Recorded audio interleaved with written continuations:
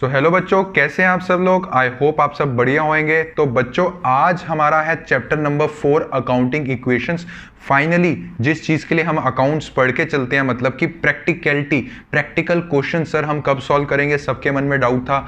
आज वो टाइम आ चुका है बच्चों कि हम प्रैक्टिकल क्वेश्चंस वाला चैप्टर शुरू करके चल रहे हैं। एंड बच्चों, आई होप आप जितनी भी पिछली वाली वीडियोज़ हैं आप वो प्रॉपरली मुझे फॉलो कर रहे हैं, मेरे लेक्चर सुन रहे हैं और घर बैठ के उसे रिवाइज कर रहे हैं एक बार बुक से। अगर अभी तक नहीं किया है तो बच्चों जरूर करके आएं। एक लिंक मैं पिछली वीडियोस का एक डिस्क्रिप्शन में दे दूंगा और एक आपको आई बटन पे बना आ रहा होगा। तो बच्चों, आज का जो ये चैप्टर है ना, आज का ये जो चैप्टर है ये asset is equal to liability plus capital. याद है ना, ये टॉपिक मैं ऑलरेडी पढ़ा चुका हूं आपको। अगर ये वाला टॉपिक नहीं पढ़ा है तो इसका लिंक एक और मैं आपको आई बटन पे दे रहा हूं, बना आ रहा होगा, ये जरूर देख के आओ, क्योंकि जो आज का चैप्टर है वो उसी टॉपिक से प्रॉपरली रिलेटेड है। और हम पिछले लेक्चर्स में ऑलरेडी डिस्कस कर चुके हैं कि एसेट्स और लायबिलिटीज में क्या क्या आके चलता है, उनकी कैटेगरीज क्या होकर चलती हैं, ठीक है ना। मैं ये बिलीव करता हूं आप वो वीडियोस देख के आए हो। और जो बच्चा नया जुड़ा है हमसे, मैं उसको यही कहूंगा सब्सक्राइब कीजिए हमारा चैनल और स्टार्टिंग से बने रहें, ताकि प्रॉपरली उसको साइड बाय साइड जो मैं चीजें पढ़ा रहा हूं उसको अच्छे से क्लियर हो जाए। तो बच्चों, आइए शुरू करते हैं चैप्टर नंबर 4 अकाउंटिंग इक्वेशंस। नाम से ही देखो, अब मैं थोड़ा सा आपको पीछे लेके चलता हूं। इक्वेशन शब्द पढ़ा था आपने, इक्वेशन वर्ड ये सब पढ़ा था 9th और 10th में, मैथ्स में पढ़ा था इक्वेशन। हमने मैथ्स में क्या पढ़ा था, हमने मैथ्स में ये पढ़ा था कि हमने पढ़ा था x plus Y is equal to Z. ये हमारी इक्वेशन होती है ना, कि ये इक्वेशन दे दिया, इसको सॉल्व करो। x प्लस वाई की कुछ वैल्यूज होती थी और उसको इक्वल टू बनाना होता था हमें z के। नॉर्मल ऊपर से बता रहा हूं, इसको हम क्या बोल के चलते थे, इक्वेशन। अब एक शब्द जुड़ गया हमारे साथ, अकाउंटिंग इक्वेशन। मतलब कि आपने ऑलरेडी पढ़ के आ चुके हैं, मैं ये बिलीव कर रहा हूं, asset is equal to liability plus capital. ये आपको एक इक्वेशन दे दी है, ये आपको एक इक्वेशन दे दी है और इसमें आपको आइटम्स दी जाएंगी कि ये एसेट की आइटम है, इसमें डालो, ये कैपिटल की आइटम है, इसमें डालो, ये लायबिलिटी की आइटम है, इसमें डालो, और लास्ट में मुझे बताओ कि एसेट जो है वो लायबिलिटी प्लस कैपिटल के इक्वल है कि नहीं है। अब इन दो शब्दों को अगर मैं जोड़ दूं तो इसको हम बोल के चलते हैं अकाउंटिंग इक्वेशन। समझ में आया अकाउंटिंग इक्वेशन का मतलब, इस चैप्टर को अकाउंटिंग इक्वेशन क्यों बोलते हैं? हाँ जी सर, समझ में आ गया। तो चलिए बच्चों, शुरू करके चलते हैं हमारा चैप्टर। जो पहले पढ़ा हुआ है वही मैं आपको पढ़ा रहा हूं दोबारा से, ठीक है ना, उससे ही रिलेटेड है। हम पहले क्या पढ़ते थे कि हर ट्रांजैक्शन के दो इंपैक्ट्स होते हैं, हर ट्रांजैक्शन में दो खाते इफेक्ट होते हैं, दो अकाउंट इफेक्ट होते हैं। कैसे, देखते हैं। फर्स्ट चीज बता के चलो, राम, एक एग्जांपल दे रहा हूं ट्रांजैक्शन का, Ram sold goods on cash for ₹40,000। फटाफट से बता के चलो हम इसमें क्या करते थे। फर्स्ट चीज हम इसमें देखते थे कि हमें एक चीज पता है कि दो चीजें इफेक्ट होके चलेंगी, दो खाते इफेक्ट होके चलेंगे। इसमें एक तो सर गुड्स की सेलिंग हो रही है और सर हमारे पास कैश आ रहा है। जब हम किसी को गुड्स सोल्ड करते हैं तो हमारे जो गुड्स होते हैं वो चले जाते हैं, और जब गुड्स सोल्ड करें हैं तो कैश हमारे पास आएगा, ठीक है ना। इससे पहले मुझे एक बात बता के चलो, ये ट्रांजैक्शन से पहले मान लो हमारे पास गुड्स थे 1 लाख रुपए के, ठीक है, और हमारे पास कैश था 2 लाख रुपए का, मान लो, ठीक है। उसके बाद ये ट्रांजैक्शन पढ़ो, Ram sold goods on cash for ₹40,000। Ram ने गुड्स सोल्ड कर दिए, सेल कर दिए, गुड्स चले गए हमारे पास से 40,000 रुपए के। जब गुड्स चले गए हमसे 40,000 रुपए के, तो बच्चों मुझे फटाफट से बता के चलेंगे, 40,000 को आप कॉस्ट ही मान के चलो। और मतलब इसमें अभी मैं प्रॉफिट का आपको नहीं समझा रहा हूं, ये समझो कि हमने सेल कर दिए गुड्स 40,000 रुपए, जिसकी कॉस्ट 40,000 रुपए थी। No profit and no loss. अभी ये चीज समझ के चलेंगे, क्योंकि अभी बहुत से बच्चे ये चीज क्वेश्चन अराइज कर सकते हैं कि सर हमारे गुड्स क्या पता थोड़े कम क्यों, है ना। इसमें मैं बोल रहा हूँ नो प्रॉफिट नो लॉस, मतलब कि इसकी कॉस्ट भी 40,000 रुपए की है। 40,000 के गुड्स परचेज किए थे, अब हम सेल करने जा रहे हैं। तो बच्चों फटाफट से बता के चलो, जब हम गुड्स सोल्ड करेंगे, जब हम गुड्स सेल करेंगे 40,000 रुपए के, तो वो गुड्स चले जाएंगे जी। हमारे पास ऑलरेडी कितने रुपए के गुड्स पड़े हुए थे, 1 लाख रुपए, तो इससे 40,000 रुपए चले जाएंगे। यस और नो, मैं माइनस कर सकता हूँ 40,000 रुपए, यस। अब जब गुड्स चले गए 40,000 रुपए के, दैट मीन्स हमें कैश रिसीव हुआ है उसके बदले में 40,000 रुपए का। ऑलरेडी हमारे पास कितना कैश पड़ा हुआ था, 2 लाख रुपए। इसमें मैं 40,000 पे प्लस करके चल सकता हूँ, येस और नो? हाँ जी सर। तो टोटल हमारे पास हो गया यहाँ 60,000 और यहाँ हमारे पास हो गया 2,40,000। समझ में आई बात जो मैंने अभी तक समझा के चली? ठीक है, चलिए एक और एग्जांपल लेते हैं, आगे बढ़ते हैं। Ram sold goods for ₹40,000। Ram ने गुड्स सोल्ड कर दिया फॉर ₹40,000 ऑन क्रेडिट, और अभी मैं नो प्रॉफिट नो लॉस वाला सिस्टम लेके चल रहा हूं। गुड्स की एक्चुअल कॉस्ट भी 40,000 ही थी, ठीक है। तो इसमें दो चीजें कौन सी इफेक्ट हो रही हैं सर? एक तो गुड्स इफेक्ट हो रहे हैं, ठीक है, और दूसरी चीज क्या, कैश इफेक्ट हो रही है? नहीं सर, हमने किसी को गुड्स सोल्ड कर दिए उधार पे। मैं ऑलरेडी डिस्कस कर चुका हूं, जिस बंदे को हम उधार पे गुड्स सोल्ड करते हैं दैट मीन्स उससे पैसा हमें कुछ दिनों के बाद रिसीव होना है। उस बंदे को, उस पर्सन को हम क्या बोलते हैं? उस पर्सन को हम बोलते हैं डेटर। सर दो चीजें इफेक्ट हुई हैं, एक तो गुड्स और एक डेटर। आइए अब इसको रीड कैसे करते हैं। राम ने सोल्ड कर दिए गुड्स फॉर ₹40,000। 40,000 के गुड्स हमारे पास से चले गए, जिसकी कॉस्ट भी 40,000 थी, ठीक है। तो 40,000 माइनस, ठीक है, और 40,000 रुपए के गुड्स सोल्ड कर दिए किसी को उधार पे, मतलब कि 40,000 रुपए से मेरे डेटर बढ़ गए हैं। डेटर क्या था? एक तरह से प्रूफ था कि मुझे किसी से पैसे आने हैं, तो डेटर 40,000 से बढ़ गए। तो मैं इसमें क्या 40,000 प्लस कर सकता हूं? यस सर, कर सकते हो। इतना समझ में आया?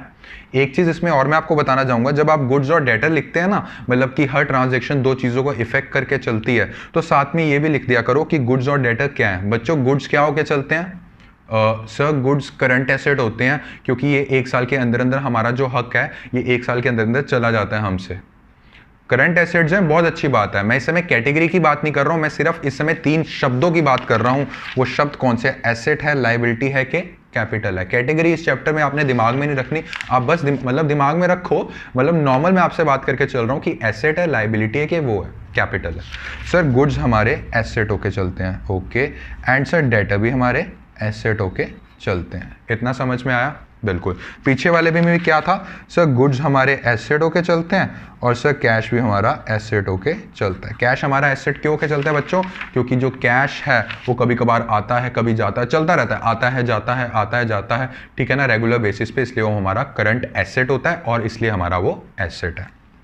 अब नेक्स्ट एग्जाम्पल पढ़ते हैं। राम परचेज्ड, मैं अपने आप को राम कंसिडर कर रहा हूं इसमें।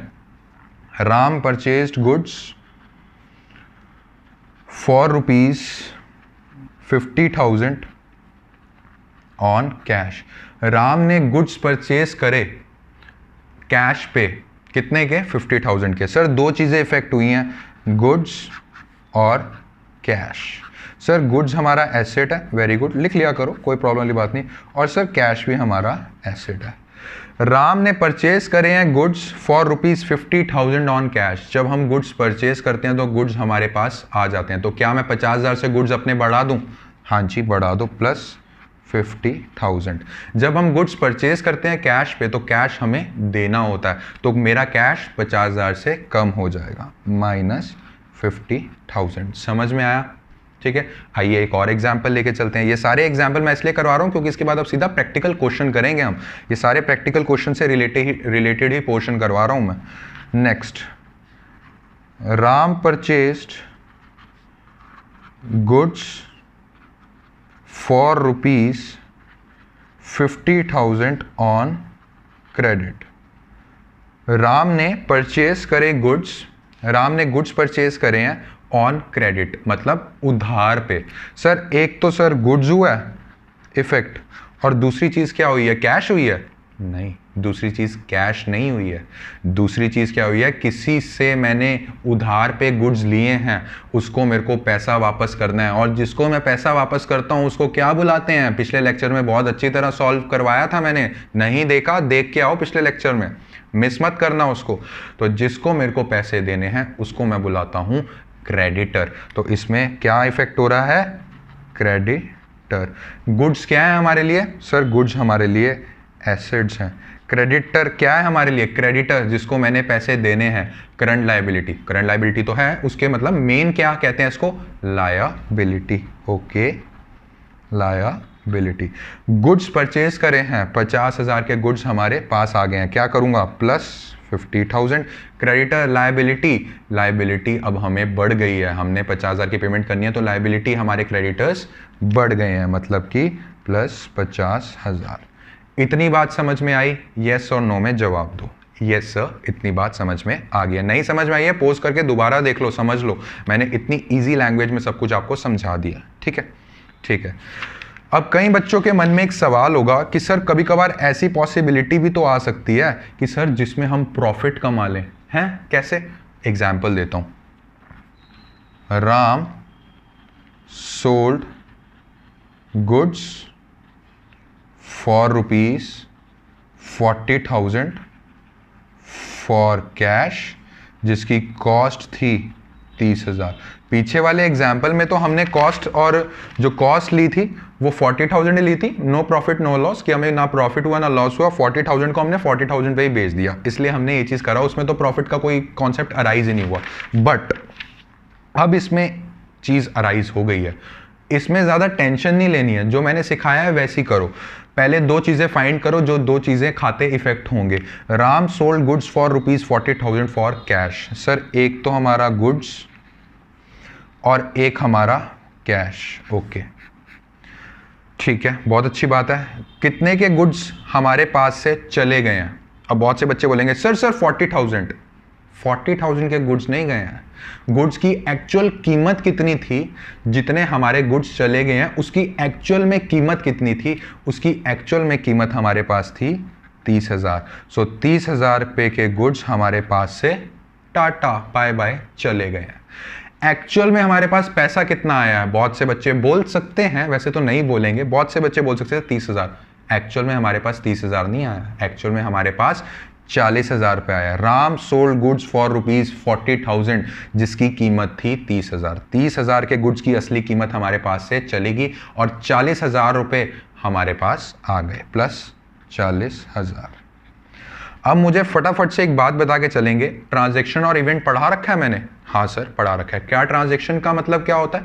ट्रांजैक्शन का मतलब होता है कोई भी ऐसी चीज़ जो मनी की टर्म्स में हो, और इवेंट का मतलब मैंने क्या समझाया था? Outcome of transaction. सेल करी है 40 की, ट्रांजैक्शन है। जब परचेज किया होगा किसी टाइम पे 30,000 का, एक ट्रांजैक्शन है। इसका आउटकम क्या आया है? इसका आउटकम आया है प्रॉफिट। हमें प्रॉफिट हुआ है, 40,000 की चीज़ हमने सेल कर दी, जो कितने की थी? 30,000 की, 10,000 रुपये। अब सर इस प्रॉफिट का क्या करेंगे? बहुत से बच्चे पूछेंगे सर इस प्रॉफिट का क्या करें, इसका भी तो ट्रीटमेंट करना ज़रूरी है, हमने इन दो चीज़ों का तो ट्रीटमेंट कर दिया, इस प्रॉफिट का क्या ट्रीटमेंट करेंगे? ये समझ के चलेंगे हम एक छोटी सी स्टोरी से। हम जब एक बिजनेस ओपन करते हैं, मैंने आपको क्या समझाया था कैपिटल का मतलब? सर कैपिटल का मतलब ये था कि जब एक owner starting of the business में पैसा लगाता है, राइट? यही समझा था जब, और मैंने आपको ये भी समझाया था, आप जस्ट अभी पढ़ के आए हैं अकाउंटिंग प्रिंसिपल्स, उसमें एक होता है बिजनेस एंटिटी कॉन्सेप्ट, जिसमें बोलती नहीं है, इमेजिनेशन में बोलती है। शॉप फैक्ट्री बोलती है मैं अलग, बिजनेस ओनर को बोलती है तू अलग, मुझे तेरे से कोई रिलेशन नहीं है, मेरा तेरे से कोई रिलेशन नहीं है, तेरे खर्चे अलग प्राइवेट, मेरे खर्चे अलग प्राइवेट। दैट मीन्स जब businessman owner starting of the business में ऐसे पैसे देता है जिसको हम कैपिटल बोलते हैं, वो कैपिटल एक तरह से लायबिलिटी होके चलती है कंपनी की, बिजनेस की, क्योंकि कभी ना कभी तो उसे वापस लौटाने ही है। यस, ये समझा चुका हूं ऑलरेडी। हाँ जी, मुझे अब फटाफट से बता के चलो, मान लीजिए मेरा टी शर्ट बेचने का बिजनेस है, ठीक है, मैं एज अ ऑनर वो पैसा कंपनी को देता हूं एज अ कैपिटल, और उस पैसे से कंपनी काम करना, अपना टी शर्ट्स करना, मैन्युफैक्चर करना शुरू कर देती है। अब जब वो टी शर्ट्स मैन्युफैक्चर करना शुरू करती है, अब वो टी शर्ट जब मैन्युफैक्चर करना शुरू करती है तो उससे क्या आगे चलता है? पैसा आके चलता है ना? मतलब कि एक तरह से सेल्स रेवेन्यू जिसको बोल के चलते हैं। इसमें इतना मत पढ़ो, सिंपल इसको ऐसे समझो कि सेल्स का पैसा आ गया।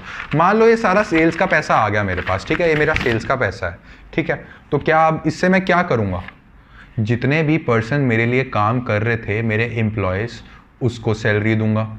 जितने मेरे लेबर्स काम कर रहे हैं उनको वेजेस दूंगा, मैं ऑलरेडी क्लियर कर चुका हूँ सैलरी और वेजेस के बारे में। जो गेट कीपर बाहर मेरी फैक्ट्री का खड़ा हुआ है उसको भी मैं सैलरी दूंगा, और भी छोटे मोटे मैं खर्चे करके चलूंगा।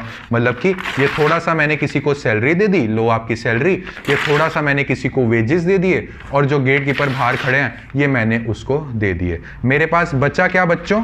मेरे पास बचा आखिरी में प्रॉफिट। मतलब जो मेरे पास सेल्स का पैसा आया है, जो मेरे पास सेल्स का पैसा आया है, उस सेल के पैसे से ही बच्चों अपने पॉकेट से तो दूंगा नहीं, जो सेल्स का पैसा आया उसको मैं सैलरी, वेजेस और जो भी छोटे मोटे खर्चे हैं वो मैं पे करके लास्ट में मेरे पास बचा है प्रॉफिट। अब बात को समझो जो मैं आपको समझाना चाह रहा हूं। अब लास्ट में जब हमारे पास प्रॉफिट बचेगा, फैक्ट्री इमेजिन करो, ऐसा वैसे प्रैक्टिकल होगा नहीं, फैक्ट्री जो है वो बोलेगी नहीं, कुछ बोल के ऐसे चलेगी। मैंने आपको पहले ही बता के चला है, फैक्ट्री मेरे पास आई, मैं बिजनेसमैन हूं। अब समझना जो मैं बोलना चाह रहा हूं। फैक्ट्री कहेगी thank you sir, thank you mister Ram, आपने मुझे इतना सपोर्ट किया, आपने मुझे स्टार्टिंग ऑफ द बिजनेस में पैसे दिए जिसको मैंने इसको एक्सेप्ट किया एज अ कैपिटल।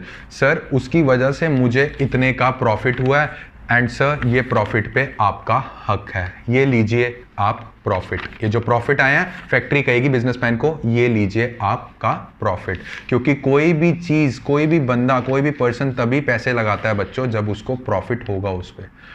बिजनेसमैन ने कंपनी में पैसा लगाया, क्यों? क्योंकि जब प्रॉफिट होगा वो कंपनी मुझे प्रॉफिट दे के चलेगी। तो कंपनी कहती थैंक यू सो मच, आपने मुझे पैसे दिए थे एज अ कैपिटल, उसमें से ये प्रॉफिट बन के आया, ये लीजिए आपका प्रॉफिट। इस प्रॉफिट को घर नहीं लेके जाना है, पर्सनल यूज के लिए नहीं रहेगा, ये प्रॉफिट पे ही फैक्ट्री बिजनेसमैन को ये बोल के चल रही है ये लीजिए इसको बिजनेस में और लगा दीजिए, ये लीजिए इसको बिजनेस में और लगा दीजिए। समझो बात को, क्या दिया था बिजनेसमैन ने, क्या दिया था स्टार्टिंग में? कैपिटल। ठीक है, बिजनेसमैन ने क्या दिया था स्टार्टिंग में? कैपिटल। और जब प्रॉफिट आया तो उसमें प्लस कर देंगे। फैक्ट्री बोल रही है ये लीजिए सर आपका प्रॉफिट, तो इसको ऐड बैक कर देते हैं। इसकी उल्टी सिचुएशन ले लो, लॉस हो गया, तो जब लॉस हुआ है तो फैक्ट्री कहेगी ये लीजिए आपका लॉस। दैट मीन्स अगर लॉस होता है तो लॉस भी हम माइनस करके चलते हैं कैपिटल से। समझ में आई ये स्टोरी जो मैंने आपको प्रैक्टिकल एग्जाम्पल से समझाया? हाँ जी सर समझ में आ गई। मतलब प्रॉफिट पे भी हक ऑनर का, लॉस पे भी हक ऑनर का, और उसको कैसे ट्रीट करेंगे? कैपिटल से प्लस माइनस करके। तो बैक टू आवर क्वेश्चन, मैंने क्या बोला था? राम ने गुड सेल कर दिए 40,000 रुपीज के, ठीक है, जिसकी कॉस्ट थी 30,000 चले गए और कैश आ गया 40,000। बदले में जो हमारे पास इवेंट है, बदले में जो हमें आउटकम हुआ है 10,000 का, इसका हम क्या करेंगे? फैक्ट्री कहेगी लो जी 10,000 का आपको प्रॉफिट हो गया है। दैट मीन्स इसका ट्रीटमेंट हम क्या करेंगे? कैपिटल में प्लस। समझ में आया? एक नोट बनवा देता हूं, सब बच्चे मेरे साथ लिख लें। ऑल प्रॉफिट लॉस और income expense must also be treated in capital. Also छोड़ दो, must be treated in capital. अगर प्रॉफिट हुआ है तो कैपिटल में प्लस कर दो, अगर लॉस हुआ है तो कैपिटल से माइनस कर दो, अगर इनकम हुआ है तो कैपिटल में प्लस कर दो, अगर एक्सपेंस हुआ है तो कैपिटल में माइनस कर दो। अब मुद्दा आया सर इनकम और एक्सपेंस का मतलब समझाओ। बच्चों इनकम और एक्सपेंस का मतलब होता है, इनकम का मतलब होता है कोई भी हमें इनकम रिसीव हुई है, कमीशन रिसीव होगी बिजनेस में, तो वो भी तो प्रॉफिट का पार्ट होंगी ना। अगर वो भी प्रॉफिट का पार्ट होंगी तो अल्टीमेटली प्रॉफिट जो है वो कैपिटल में ही ऐड होना है। बट यहाँ पे अगर क्वेश्चन में कभी कभार होता है प्रॉफिट नहीं दिया होता, सिंपल ये लिखा होता है कि इनकम रिसीव्ड। अल्टीमेटली जो हमने प्रॉफिट में प्लस करना था वो कैपिटल में प्लस कर दो, क्योंकि घूम फिरा के प्रॉफिट भी तो कैपिटल में प्लस होना था ना। समझ में आया इसका लॉजिक? और एक्सपेंस, खर्चा जो होके चलता है, वो जो सेल से हमारे पास पैसा आया है उसमें से माइनस होता ही था, सैलरी का खर्चा, उसका खर्चा, जब वो माइनस होता था उतने से हमारे प्रॉफिट कम हो जाते थे। तो जितने प्रॉफिट कम होते थे उतना कम ही हम कैपिटल में प्लस करते थे। तो अगर यहाँ पे प्रॉफिट नहीं दिया हुआ और एक्सपेंसेस हमें माइनस करने हैं, जो प्रॉफिट से माइनस करने थे सीधा कैपिटल से माइनस कर लो। समझ में आया इसका लॉजिक? अगर नहीं समझ में आया कमेंट सेक्शन पे कमेंट कर देना, मैं अच्छे से दोबारा एक बार आपको क्लियर कर दूंगा नेक्स्ट वीडियो में, अगर नहीं समझ में आया तो। ठीक है, तो ऑल प्रॉफिट लॉस और इनकम और expenses must be treated in capital. ठीक है, ये वाला कॉन्सेप्ट समझ में आ गया? हाँ सर समझ में आ गया, ठीक है। अब मुझे ये बता के चलेंगे कि जब भी हम क्वेश्चन बनाएंगे, पीछे वाला सारा मैंने आपको अच्छे से समझा दिया, अब जब भी हम क्वेश्चन बनाएंगे वो क्वेश्चन हम ऐसे बना के चलेंगे, ठीक है। एक मैं आपको क्वेश्चन दे रहा हूं, आप उसमें बता के चलना कि हमें क्या करके चलना है, ठीक है। Gopal started business with rupees 75,000 as capital। Okay, इसमें हमें जब क्वेश्चन बना के चलना है, फर्स्ट ऑफ ऑल इक्वेशन बना लो। इक्वेशन का मतलब मैंने आपको बताया हुआ है एसेट्स। अभी ये प्रॉपर फॉर्मेट नहीं बता रहा हूं, अभी सिंपल आपको बता रहा हूं कि आपने स्टार्टिंग कैसे करनी है। Asset is equal to liability plus capital. Okay, कहता है गोपाल ने स्टार्ट किया बिजनेस विद ₹75,000 एज कैपिटल। मैंने बिजनेस को 75,000 रुपये दे दिए कि स्टार्ट करो अपना काम एज अ कैपिटल। बिजनेस में पैसा आया है, कैश आया है, कैश एसेट होके चलता है, तो मैं यहाँ लिख दूंगा कैश कितना प्लस 75,000। एसेट आया है, जो पैसा बिजनेस की स्टार्टिंग में आता है वो कैपिटल का पार्ट होता है, मतलब हमारा कैपिटल 75,000 रुपये से बढ़ गया और एक यहाँ आ गया। एक चीज़ चीटिंग की बताऊँ आपको, किसी को बताना मत, चीटिंग की ये चीज़ है, ये इक्वल टू है, ये इक्वेशन है। हम क्या बोलते थे, x + y = z, प्रूव करके दिखाओ। इसमें अगर आपने देखना है ना कि आपका सारा ट्रांजैक्शन जो आप ट्रीटमेंट कर रहे हो वो सही जा रहा है, तो देख लेना प्लस 75,000 यहाँ पे भी बढ़ा है तो प्लस 75,000 यहाँ पे बढ़ा है, दैट मीन्स इक्वल टू सही चल रहा है हमारा क्वेश्चन, ठीक है। ये सिर्फ चीटिंग के लिए बता रहा हूँ, इसको दिमाग ज़्यादा मत लगाना इसमें, ठीक है। नेक्स्ट क्वेश्चन देखते हैं। नेक्स्ट में वो मुझे कहता है गोपाल परचेज्ड फर्नीचर। गोपाल ने फर्नीचर परचेज किया है फॉर कैश, कितने का, 5,000 रुपये का। गोपाल ने फर्नीचर परचेज किया है 5,000 रुपये का कैश पे। इसका सोल्यूशन क्या होता है, assets is equal to liability plus capital. Gopal ने फर्नीचर परचेज करा है, ऑफिस के लिए किया होगा, और कुछ भी साइलेंट होता है उसको ऑफिस ही मान के चलो, ऑफिस के लिए 5,000 रुपये का। तो फर्नीचर क्या है हमारे लिए, एसेट है। ओके, लिख दो एसेट के नीचे फर्नीचर। 5,000 से फर्नीचर बढ़ गया प्लस 5,000। कैश गया तो लिख दो कैश क्या है हमारा, एसेट है।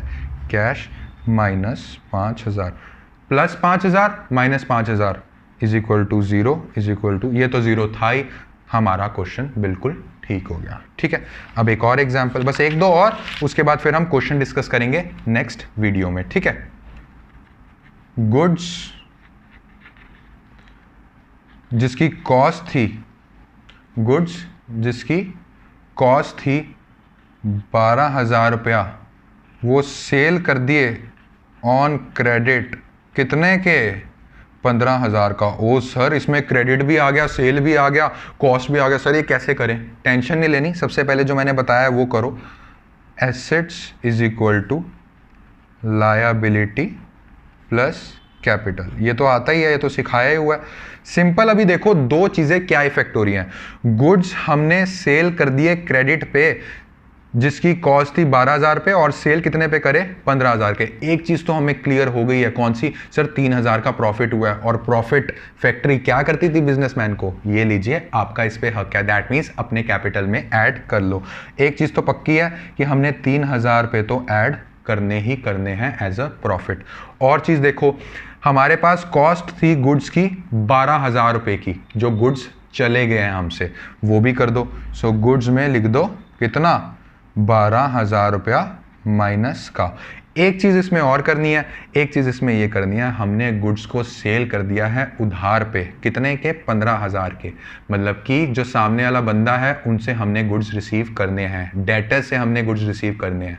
और डेटर हमारे लिए क्या था, डेटर हमारे लिए एसेट था, मतलब हमारे जो डेटर हैं वो 15,000 से बढ़ गए।